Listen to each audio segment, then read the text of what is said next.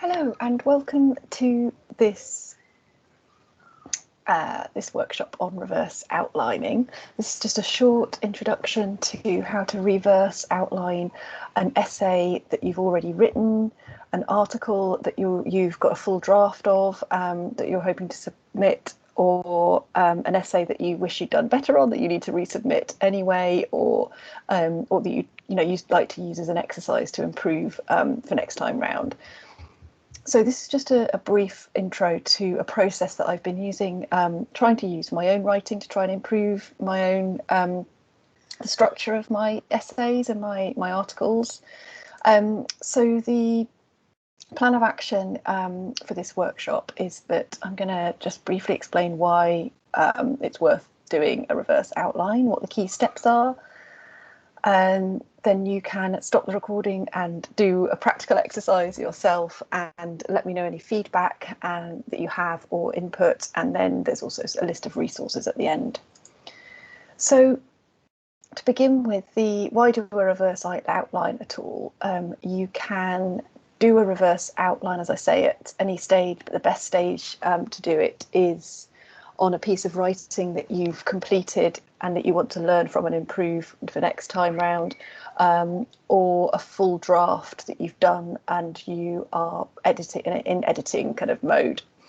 So yeah, the point is that you can identify problems with the structure of a text and really work on the overall shape of it, the argument, the flow, and to make sure each of the paragraphs you're writing has a main point to it and that point relates to the overall argument. And it's also a mechanism to gain a bit of critical distance from your writing. So you can analyse it with your editor hat on and be not so sort of invested in the process. So that's the sort of those are the overall reasons. And hopefully over time, the more we do this, the better we'll become at writing the essays in the first place.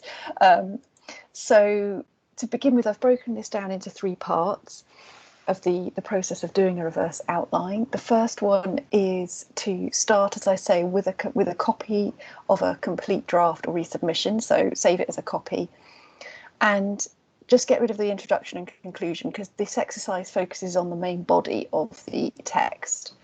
And then go through and number each of the paragraphs and spend some time just reading each paragraph, and on a new document, a blank document, write what the topic of that paragraph is.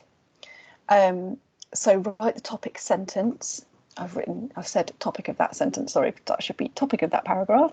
And what that is, a 1-sentence summary that expresses the main point of the paragraph. And so you just want to you may well already have a topic sentence that starts off each paragraph, but if you don't, then try and write a sentence that summarises the main point that you're making in that paragraph, and write that sentence next to the number of the paragraph in your new document. So you should have at the end of this part of the exercise a list, a numbered list of which relates to each paragraph in the text, and next to that number you will have 1 sentence which is the topic sentence of that paragraph.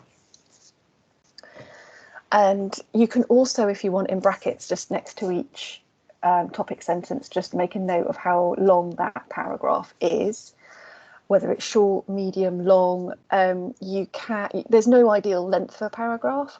The main thing is that it sort of tells a story in itself, but it's just good to know that if you are sort of varying massively between long and short sentence paragraph lengths, then that's something to be wary of, and sort of be aware of a sort of overall average length of the paragraph according to the length of your essay. So once you've done this part of the exercise, you can then go on to part 2. So you've got your list, and now you're going to analyse that list. You're going to go through it and really think with your editing kind of hat on and eyes and glasses, your editing glasses, does each topic sentence relate to the main argument or the idea of your paper? Does this list construct a coherent argument based on evidence? does it present a clear and logical structure to your essay? The answer to most of these questions probably will be no. That's certainly my case usually. So this is the process of improving that. It might be that when you were trying to pull out your topic sentence from the paragraph, that you're trying to make too many points in one paragraph, so you've got more than one sentence. So keep an eye on that and try and just have one topic for each paragraph. So in that case, you might want to pull it out and have two paragraphs. On the other hand, you might be repeating yourself, you might be repeating points, and you could be that you could merge in those two paragraphs to make one point. Overall, think what's missing. Are the points in the right order?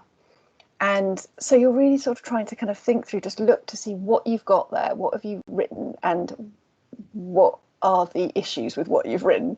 So you're kind of critically analysing what you've written and to see if it makes sense. And really keep the kind of overall question and the idea of your essay in mind. How does now you've just got this list of questions rather than a kind of 5,000 word essay. You can really see like what are the points you're making and if it is coherent or not.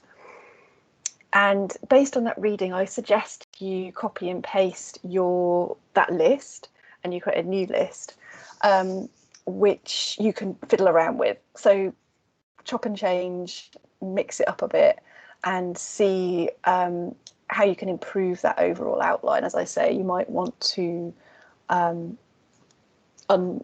take paragraphs out, you might want to merge paragraphs, and then you can use that new structure to restructure your whole essay, which is a lot of work, but it's worth doing because it will really help and improve and strengthen the structure of your overall essay.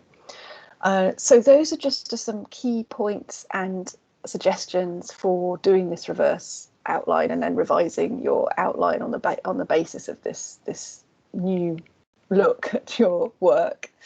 And as I say, hopefully that'll really pull out the key points you're trying to make and see about how the structure of the essay flows. Are you spending too much time on one area, which means you've only addressed another area in a couple of paragraphs, and really it merits longer than that?